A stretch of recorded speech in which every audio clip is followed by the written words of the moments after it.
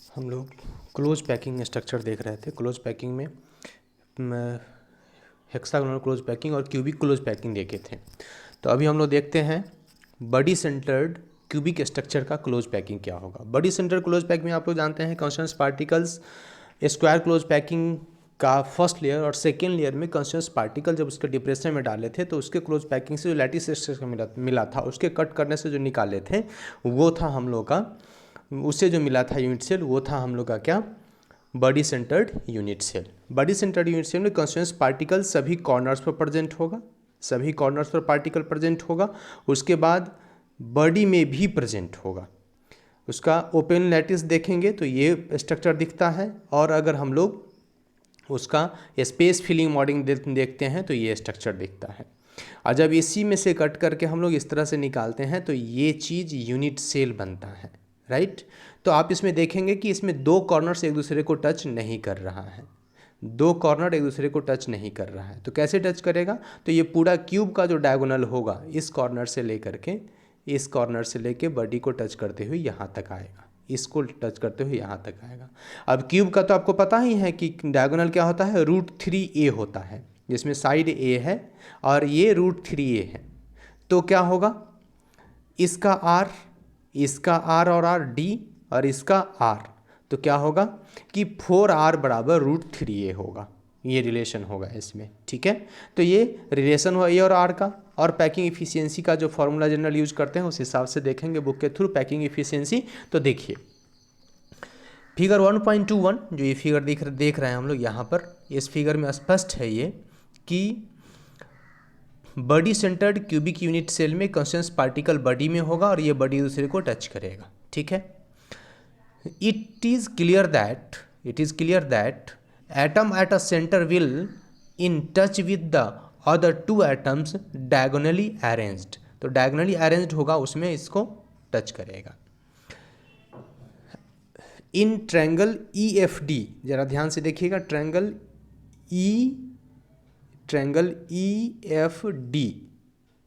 EFD, जहाँ FD क्या है, डायगोनल ऑफ द फेस है जो √2a होता है, राइट। तो B क्या है, √2a, बी स्क्वायर बराबर a square plus a square. इस ट्रायंगल से हम लोग लिए हैं, ये नीचे वाले इस ट्रायंगल को लेंगे जो फेस पर, जो फेस सेंटर यूनिट से हेक्सागोनल क्लोज पैकिंग में या क्यूबिक क्लोज पैकिंग में या फेस सेंटर क्लोज पैकिंग में या फेस सेंटर यूनिट सेल में जो हम लोग देखे थे वो ये चीज़ है। तो इसमें b क्या हो गया, b बराबर √2a हो गया, ये √2a हो गया। अब ट्रायंगल हम लोग लेंगे क्या, अब triangle now in triangle AFD। तो ट्रायंगल AFD को ध्यान से देखिए क्या है, ट्रायंगल AFD इस ट्रायंगल में लेंगे। तो इस ट्रायंगल में कॉन्स्टेंट पार्टिकल्स को देख लीजिए, ये हो गया √2a और ये हो गया a। तो F बराबर क्या हो जाएगा, √2a स्क्वायर और a स्क्वायर का एडिशन। तो C, जिसको C से डिनोट किया गया है, C स्क्वायर बराबर a square plus b square means a square plus 2a square means 3a square. तो C बराबर क्या हो जाएगा, √3a, यहाँ पर मिस प्रिंट है, नहीं प्रिंट हुआ है, √3a हो जाएगा। C बराबर जब 3a स्क्वायर का रूट करेंगे तो हम लोग को क्या मिलेगा, √3a मिलेगा। The length of the body diagonal C is equal to 4r। 4r क्यों, क्योंकि ये r, इसका r और फिर इसका r, तो 4r होगा। Where r is the radius of the constituent particles, ठीक है।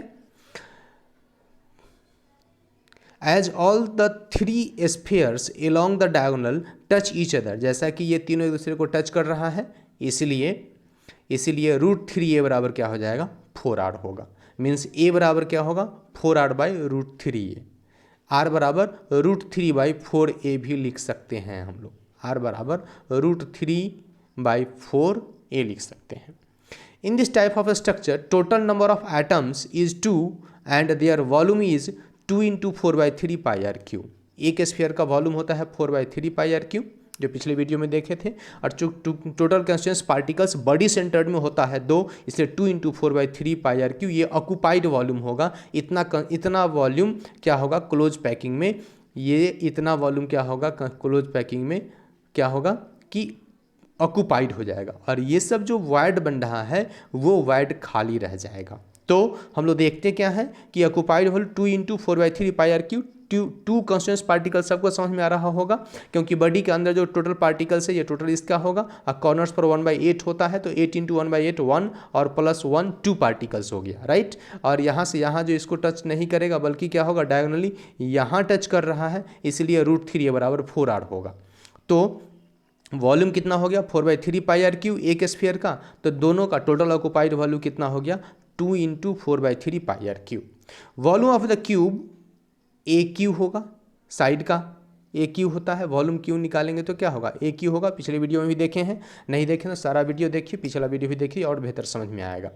Will be equal to 4/√3 r का होल क्यू, क्योंकि ए का वैल्यू हम लोग ऊपर निकाले हैं सी, ए बराबर कितना निकला है, ए बराबर निकला है यहाँ 4r/√3, तो 4r/√3 का क्यू कर दिए, तो ए क्यू बराबर क्या हो गया 4/√3r क्यू। तो ये हो गया टोटल अवेलेबल वॉल्यूम और ये हो गया टोटल ऑक्यूपाइड वॉल्यूम। तो occupied volume by available volume into 100 क्या होगा पैकिंग इफिशियंसी। तो packing efficiency volume occupied by 2 spheres in the unit cell into 100 by total volume of the unit cell. तो 2 into 4/3 pi r cube by 4/√3r का whole Q into 100, तो कितना आ जाएगा वो 68% आ जाएगा। इस तरह से बॉडी सेंटर यूनिट सेल का क्लोज पैकिंग कितना होगा 68% होगा। और वॉइड पैकिंग कितना होगा, तो वॉइड पैकिंग 100 में से 68 माइनस करेंगे 32%। 32% वॉइड इफिशियंसी है, खाली जगह है, जबकि 68% पैकिंग इफिशियंसी है, ऑक्यूपाइड स्पेस होगा यूनिट सेल में। जबकि यही चीज़ हम लोग फेस सेंटर्ड में देखे थे या क्यूबिक क्लोज पैकिंग या हेक्सागोनल क्लोज पैकिंग में देखे थे, तो ये 74% था और इसमें कितना है 68% है। तो इस तरह से पैकिंग इफिशियंसी और बॉडी सेंटर यूनिट से निकला है। हम लोग रिलेशंस इसमें देखे थे कि क्या होता है, सिंपल के लिए जो पिछले वीडियो में देखे थे r बराबर a/2 होगा, बॉडी सेंटर के लिए r बराबर √3a/4 अभी निकाले हैं, और फेस सेंटर में r बराबर a/2 √2 जो पिछले वीडियो में देखे थे।